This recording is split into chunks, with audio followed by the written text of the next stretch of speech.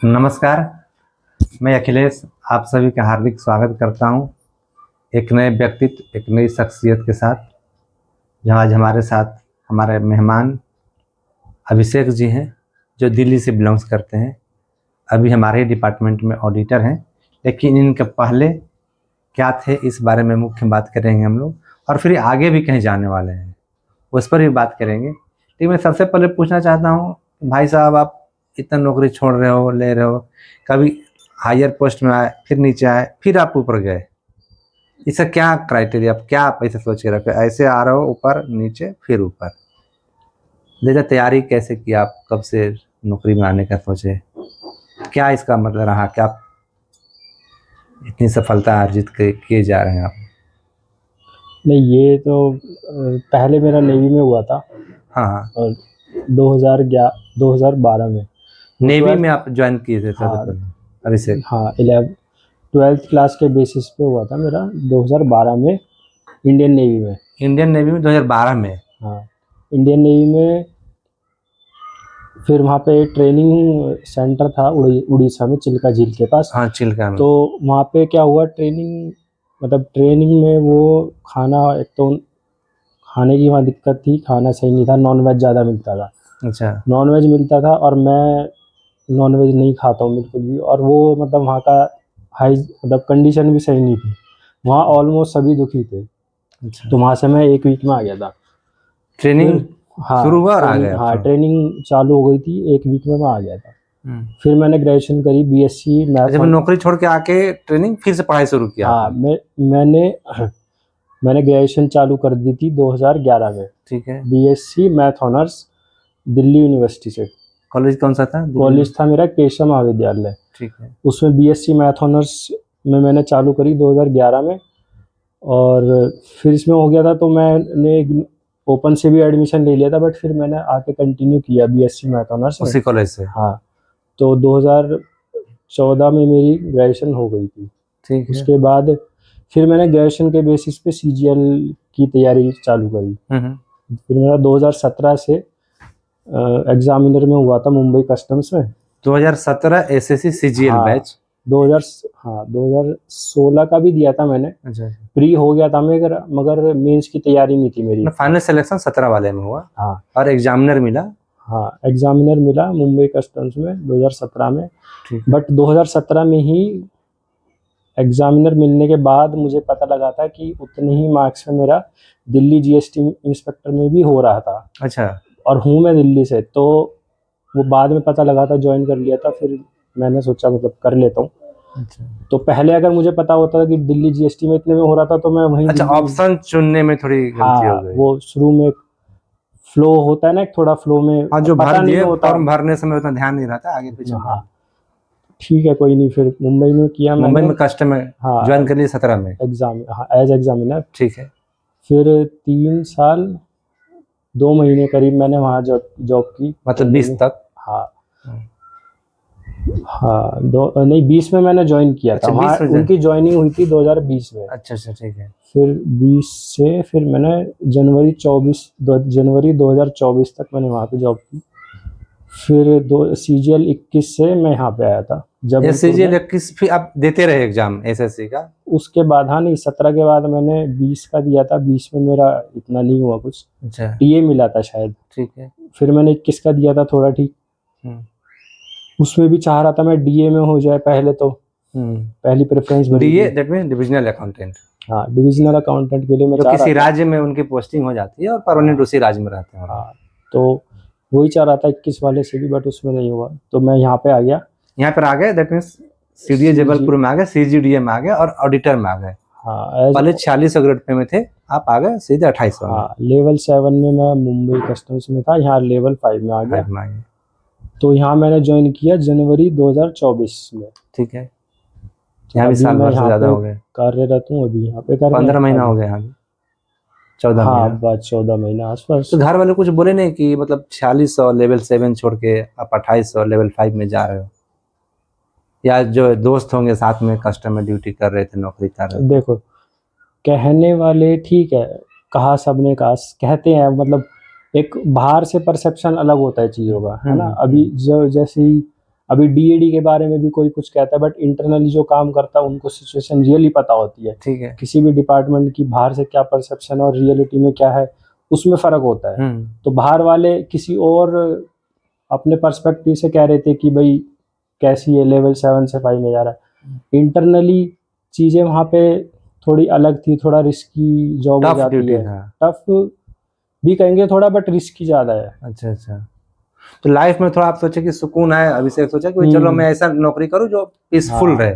हाँ, और इसमें ये है कि सैलरी मतलब गवर्नमेंट में ये होती है पॉलिसी की पे फिक्सेशन हो जाता है, तो इतना फर्क सैलरी का तो नहीं पड़ता है। हाँ, अभिषेक यहाँ पर ये कहना चाह रहे हैं कि जो 46 में इनकी जो बेसिक थी वही बेसिक यहाँ पे ला कर रही फिक्सेशन के बाद, मतलब सैलरी डाउन नहीं हुआ जो वहाँ ले रहे थे। हाँ, एक थोड़ा सा जो ग्रेड पे का अंतर रहता वो हुआ, अदरवाइज हाँ एक्स से वाई सिटी में जो थोड़ा फर्क रहता है। ठीक है, वो तो टीपीटी वगैरह का जो फर्क है वो तभी कोई दिल्ली चला जाएगा तो बढ़ जाएगा, अदरवाइज बेसिक उतना ही लाकर फिक्स हुआ। हाँ, वो जाता तो वो ठीक है। मैंने सोचा ऐसे हो जाता है, तो फिर मैंने सोचा क्योंकि वहाँ पे मुंबई या जैसे एक्स सिटीज़ में, जैसे मैं हूँ भी दिल्ली का और मुंबई भी एक्स सिटी है, तो एक्स सिटी में क्या है कि फ्रस्ट्रेशन रहेगी 24 घंटे। आप मतलब लाइफ टफ है, मतलब टफ भीड़ है ज्यादा, दौड़ धूप है, कॉन्स्टेंटली शोर रहेगा, कॉन्स्टेंटली आपका दिमाग व्यस्त रहेगा।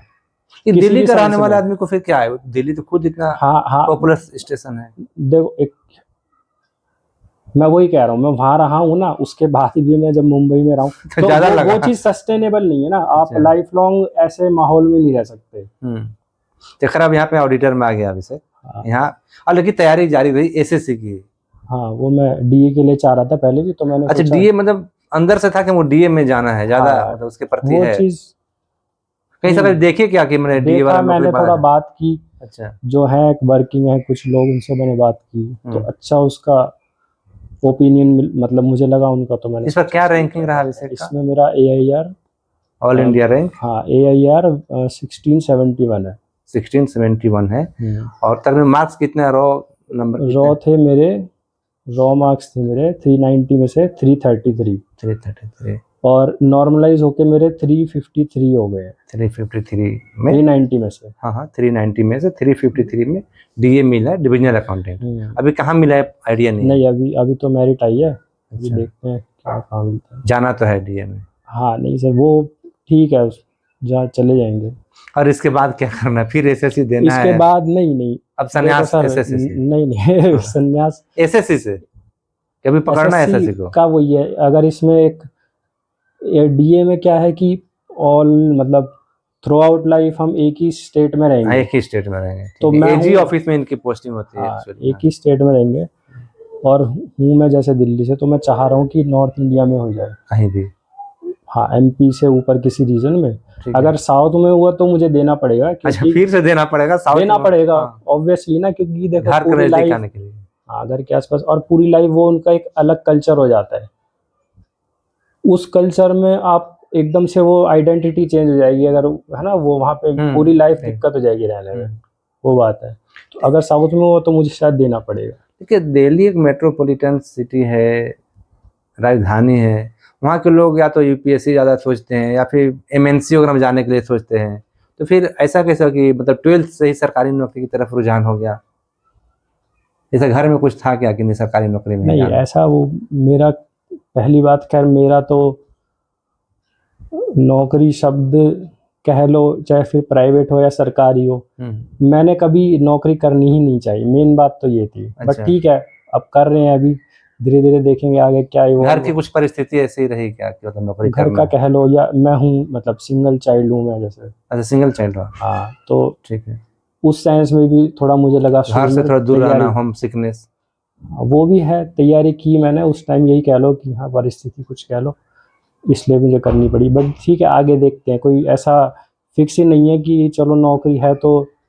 मेरा ऐसा है कि मैं ठीक है, जो जिस भी सेंस में अगर खुश रह पाऊंगा किसी भी तरीके से, अगर नहीं, इवन इसमें भी डीए भी वही है ना, एक परसेप्शन। पहले एग्जामिनर के लिए कुछ था, वहाँ पे काम किया, उसका वो परसेप्शन चेंज हुआ। हो सकता है कुछ भी पॉसिबल है कि डीए में जाके भी क्या कुछ परिस्थिति हो, उस हिसाब से आगे कुछ चेंज करना पड़े। मदर फादर कुछ नहीं कहते हैं कि आप सेटल्ड कब होगे? दिल्ली, मुंबई, जबलपुर सब होते जा रहा है। नहीं, अपना एक settlement- जगह लाइफ को सेटल किया जाए, ऐसा उन्हें तो सोचते होंगे ना एज ए बीइंग पेरेंट्स। हाँ, उनका ठीक है, उनका जो भी परसेप्शन है।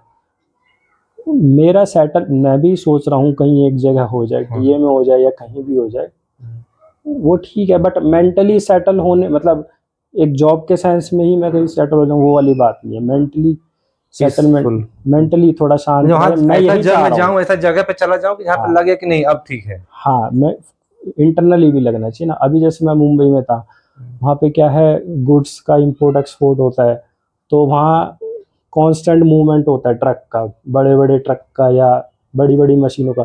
तो वहाँ और कस्टम्स ऐसा है डिपार्टमेंट, जैसे पुलिस हो गया, हॉस्पिटल हो गया, कस्टम्स, ये चार पांच डिपार्टमेंट कोविड में भी खुले हुए थे। हाँ। तो वहाँ पे वो 24 घंटे 365 दिन वो जॉब ऐसी है।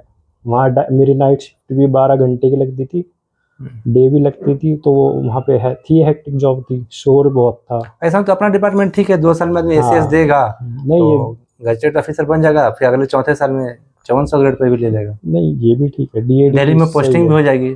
हाँ, उस नहीं ठीक है, ये उस सेंस में सही है। बट ठीक है, अभी डीए में हो गया तो देख रहा हूँ, ज्वाइन तो मैं कर लूँगा, बाकी देखते हैं आगे और क्या होता जबलपुर है। कैसा लगा? नहीं, जबलपुर अच्छा शहर है। वाई पहले सिटी, कभी आए थे ज्वाइन करने से पहले? नहीं नहीं, मैं नहीं आया था। पहली बार आए हाँ, यहाँ तो मैं पहली बार आया हूँ। ज्वाइन करने से? नहीं, अच्छा शहर है। और कैसा, मतलब बाकी लोग देख रहे हैं, मेरा एक सेगमेंट रहता है कि क्या पढ़ना चाहिए उन लोग, कैसे तैयारी, आप कैसे पढ़ाई किए, क्या तैयारी किए, बताओ, ताकि लोग जो देख रहे हैं वो लोग कुछ इसका लाभ उठा सकें। सीजीएल में 4 सब्जेक्ट हैं, उनका अलग अलग ब्रेकअप है प्री और मेंस में, बट मेनली 4 सब्जेक्ट है। ठीक है। इंग्लिश, जीके, मैथ्स और रीजनिंग। तो इंग्लिश में बेसिक से अगर मैं कहूँ तो बेसिक बुक आती है plinth to paramount by Neetu Singh, Neetu KD, Singh. हाँ केडी पब्लिकेशन की है। उस बुक को 10 बार, 20 बार, इवन 100 बार, कितनी बार पढ़ोगे, हर एक ही बार। बुक को मतलब ज्यादा हाँ, बार रिपीट हाँ, करके पढ़ना है? पढ़ने का भी मतलब मेरा है कि वो ऐसी बुक है, उसको आप जितनी बार पढ़ोगे हर बार आपको कुछ नया लगेगा। अच्छा। इंग्लिश एक ऐसी भाषा है, कोई भी, इवन हिंदी में भी हम व्याकरण पढ़ते हैं, हर बार व्याकरण में हमें लगता है कि हम कुछ नया ही सीख रहे हैं। इंग्लिश में भी हम ग्रामर सीखेंगे, उस बुक को आप जितनी बार पढ़ोगे, और वो इंग्लिश टू हिंदी है, मतलब कोई हिंदी भाषा का व्यक्ति भी आराम से उसको पढ़ पढ़ सकता है, अच्छा। उसमें कोई दिक्कत नहीं है। उस बुक को जितनी बार पढ़ोगे हर बार कुछ नया मिलेगा। पढ़ने का मतलब है कि आपको एक एक सेंटेंस को ध्यान से समझना है, ठीक। और साथ में क्या करना है, कोई भी एक सिंपल लैंग्वेज में बुक उठा लो, कोई भी बेसिक एनसीईआरटी इंग्लिश की उठा ली, कोई भी बेसिक किताब, उसको साथ में पढ़ना चालू करें। क्योंकि जब हम ग्रामर पढ़ेंगे, अगर हम उसको अप्लाई नहीं करेंगे तो हमें वो समझ ही नहीं आएगी। मतलब सेंटेंस में बनाने के लिए, यूज, पढ़ने के लिए हाँ, इसमें। ग्रामर को जब तक हम सेंटेंस में यूज नहीं करेंगे वो समझ में नहीं आएगी। अच्छा। साथ में ये भी करना है, थोड़ा थोड़ा 1 घंटा ग्रामर बेसिक पढ़ लो, और साथ में थोड़ा बुक भी खुद से पढ़ो। पढ़ लो, मतलब घर में? हाँ, हाँ, कोचिंग की ऐसी मैंने कभी जीवन में कोई कोचिंग नहीं लिया। अच्छा, आज तक कोई कोचिंग नहीं ली? नहीं, बल्कि मैंने पढ़ाया, मैंने 17 का जब मेरा हो गया था, मैं पढ़ाता था, रीजनिंग पढ़ाता था मैं। अच्छा। दिल्ली में मैं रीजनिंग पढ़ाता था, एसएससी के ही बच्चों को। अच्छा। मैं मैथ्स ऑनर्स रही है दिल्ली यूनिवर्सिटी से, मतलब कह लो कि ये मेरा सौभाग्य रहा है जीवन का, एकमात्र 3-4 साल की दिल्ली यूनिवर्सिटी में मुझे अच्छे टीचर मिले मैथ्स के। मैथ्स में कोई दिक्कत हुई नहीं थी? हाँ, उससे आपका थोड़ा अलग तरह का बेंट ऑफ माइंड हो जाता है, आप तर्क शक्ति एक अलग हो जाती है। उसमें हम थ्योरी पढ़ते थे, कोई एप्लीकेशन नहीं, थ्योरी प्रूफ होते थे हमारे, हम हाँ। उस सेंस में मैथ्स होता था, ठीक है। गणित। Left right. हाँ, हाँ, LHS इक्वल टू RHS। ठीक है। तो उसके बाद था तो मैं साइंस बैकग्राउंड से, मगर फिर मेरा इकोनॉमिक्स में इंटरेस्ट आने लगा। अच्छा। तो इसकी सीजीएल की तैयारी के साथ ही मैंने इग्नू से एमए इकोनॉमिक्स भी कर ली। अच्छा, एमए इकोनॉमिक्स भी किया? हाँ, वो मैंने ओपन से करी इग्नू हाँ, से, बट ठीक है। मेरा इंटरेस्ट था तो मैंने कर ली, ठीक है, कोई वो नहीं था। डिग्री है। हाँ, वो काम आ ही जाएगी कहीं ना कहीं हाँ, कभी। तो फिर मेरा मैथ्स के इसमें लिए क्या तैयारी करेंगे, मैथ्स के लिए क्या हाँ पढ़ना? पहले मैं इंग्लिश का सही से ठीक, बता देता हूँ। हाँ, ठीक। पहले हाँ उस पे आते हैं। इंग्लिश में नीतू सिंह को आप कितनी बार पढ़ो, अच्छे से पढ़ो, हर एक सेंटेंस को ध्यान से पढ़ो, साथ में कोई बेसिक बुक ले लो इंग्लिश की, एनसीईआरटी या कुछ भी, उसको पढ़ते रहो, ठीक। उससे काम आएगी। इंग्लिश में ये हो गया। जब ये हो जाएगा, जब आपका थोड़ा ग्रामर का कॉन्सेप्ट क्लियर हो जाएगा और किताब पढ़ने से कॉम्प्रिहेंशन भी आता कॉम्प्रिहेंशन है, में आता है, हाँ ठीक है। वो वहाँ से साथ में कॉम्प्रिहेंशन भी सही होता रहेगा। ये पूरी बेसिक तैयारी हो जाएगी, ठीक है। सेंटेंस अरेंजमेंट भी होता है, वो भी किताब पढ़ने से हाँ, जंबल improve वर्ड होगा। आते हैं हाँ, सेंटेंस को अरेंज करना में। तो इंग्लिश के लिए ये बेसिक इतना हो जाएगा। इसके बाद फिर प्रैक्टिस करनी है। प्रैक्टिस किरण की बुक आती है, प्रैक्टिस सेट किरण की हाँ जाती है, किरण पब्लिकेशन की बुक आती है, ठीक है। वो ले लो, लेटेस्ट एडिशन। और उसमें मतलब 1999 से शायद अब तक के आपको सारे सवाल मिल जाएंगे, सारे जितने क्वेश्चन और रहे वो एसएससी काफ़ी में सब होते हैं। आए। हाँ, उसी बुक को आप 2 या 3 बार कर लो, बहुत है, ठीक है। इंग्लिश का इतना हो गया। ठीक। बेसिक के लिए ग्रामर की बुक, उसको बार बार पढ़ो 10 बार अच्छे से, साथ में किताब उठा लो कोई बेसिक, और फिर प्रैक्टिस करो किरण में से। ये हो गया ये इंग्लिश इंग्लिश का हो गया।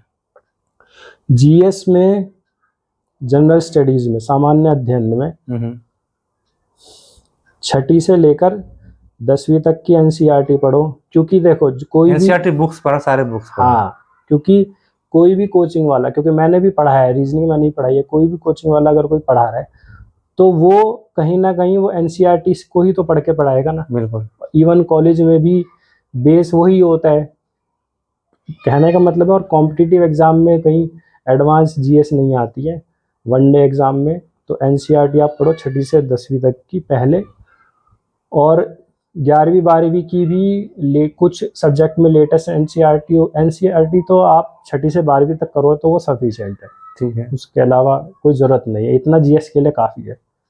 उसके बाद वही किरण की बुक के आप प्रैक्टिस करो। किरण की बुक ऐसी है हर एक सब्जेक्ट में कि आपको प्रैक्टिस के लिए वो बुक काफ़ी है हर सब्जेक्ट में। इंग्लिश के लिए भी किरण की बताई थी, बेसिक करने के बाद। जीएस में भी बेसिक करने के बाद आप 6ठी से जब एनसीईआरटी कर लोगे तो वो बुक प्रैक्टिस सेट बना। हाँ, बस कितनी बार, 4-5 बार कर लो, वो उतना कम है। फिर आते हैं मैथ्स में। मैथ में क्या करना है, सिलेबस का प्रिंट आउट निकालो, जो सिलेबस है, 2-3 पेज का प्रिंट निकल जाएगा, जो भी आपका प्री और मेंस का सिलेबस है मैथ्स का, उस सिलेबस के हर एक कीवर्ड को एनसीईआरटी किताब में ढूंढो। अच्छा। 6ठी से 12वीं तक की एनसीईआरटी की किताब में हर एक कीवर्ड को, उन चैप्टर को प्रिंट निकाल लो। अच्छा, ठीक है। जो क्वेश्चन है, जो आपके सिलेबस है, जो सिलेबस टॉपिक का आप हाँ, बना लो। जो भी टॉपिक है उसका आप एनसीईआरटी में से प्रिंट निकाल लो, वो बुक बन जाएगी। वो बेसिक है, वो बेसिक किताब है। जैसे मैं बेस बता रहा हूँ, वो बेसिक किताब हो जाएगी। आप उसी किताब को जितनी बार पढ़ो, अपना बेस अच्छा करो पहले मैथ्स में हर एक चैप्टर का।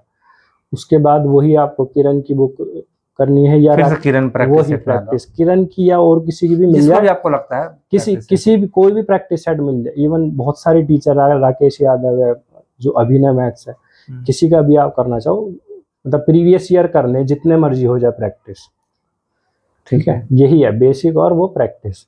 रीजनिंग में कोई ऐसी बेसिक बुक नहीं है, करना चाहो तो अरिहंत की मिल जाती है प्रैक्टिस के लिए, मगर जो भी कीवर्ड है वही उसमें प्रिंट निकालो। रीजनिंग का भी सिलेबस का प्रिंट निकालो। जो जो कीवर्ड दिया है उन कीवर्ड को यूट्यूब में से वीडियोस से कवर कर लो। अच्छा। हर एक कीवर्ड को डालो, 3-4 घंटे की वीडियो में वो बेसिक समझा देंगे। अच्छा, तो उससे वो फ्री है? हाँ, फ्री है, किसी के सब्सक्रिप्शन लेने की जरूरत नहीं, कुछ नहीं है, वो मिल जाएगी यूट्यूब पे। मैराथन क्लास होती है, 3-4 घंटे की होती है एक टॉपिक की, उससे बेसिक हो जाएगा। उसके बाद वही किरण प्रीवियस ईयर लगाने हैं। अच्छा, किसी भी किरण पब्लिकेशन के या किसी के जिस पब्लिकेशन का भी है, या किरण के लीजिए। तो ये हो गया है बेसिक और प्रैक्टिस। फिर जब इतना बेसिक हो जाएगा, प्रैक्टिस भी करते रहोगे, धीरे धीरे स्पीड बढ़ेगी। स्पीड बढ़ाना है, अब स्पीड बढ़ाना है। धीरे धीरे स्पीड बढ़ेगी। जब जैसे जैसे प्रैक्टिस करोगे उसके बाद पेपर से 2 महीने पहले, ज़्यादा पहले नहीं, पेपर से 2 महीने पहले मॉक टेस्ट देना जरूरी है उसी पेपर से रिलेटेड। मतलब टेस्ट देना है आपको एज एग्जाम में जैसे बैठते हैं तो जितना क्वेश्चन है जिस तरह से उसका फॉर्मेट रहता है, हाँ, उस फॉर्मेट को लेकर के आप सॉल्व करना शुरू कीजिए। उस फॉर्मेट में मॉक टेस्ट देना जरूरी है, उससे ही थोड़ा लेवल पता रहेगा। और मॉक टेस्ट का भी तरीका है, मॉक टेस्ट के मार्क्स को हमें नहीं देखना है, मॉक टेस्ट में कितने नंबर आ रहे हैं उनको नहीं देखना है कभी भी। मॉक टेस्ट दिया मैंने, उसमें हर एक क्वेश्चन को दोबारा सॉल्व करना है। अच्छा। जो नहीं आ रहा है उसको फिर उस सॉल्यूशन में देखने की क्या इसका सॉल्यूशन है, कहाँ गलती हो रही है, कहाँ गलती हुई है, जो भी है। और हर जो किया है ठीक उसका भी क्या कोई और मुझे तरीका मिल सकता है करने का, ये करना है। मॉक टेस्ट को एनालाइज जरूरी करना है, मार्क्स नहीं देखने कितने आ रहे हैं। अच्छा, ये हो गई तैयारी की बात। अभिषेक ने बताया बहुत अच्छे तरीके से समझाया अभिषेक ने कि कैसे पढ़ना चाहिए, क्या क्या बुक्स पढ़ना चाहिए।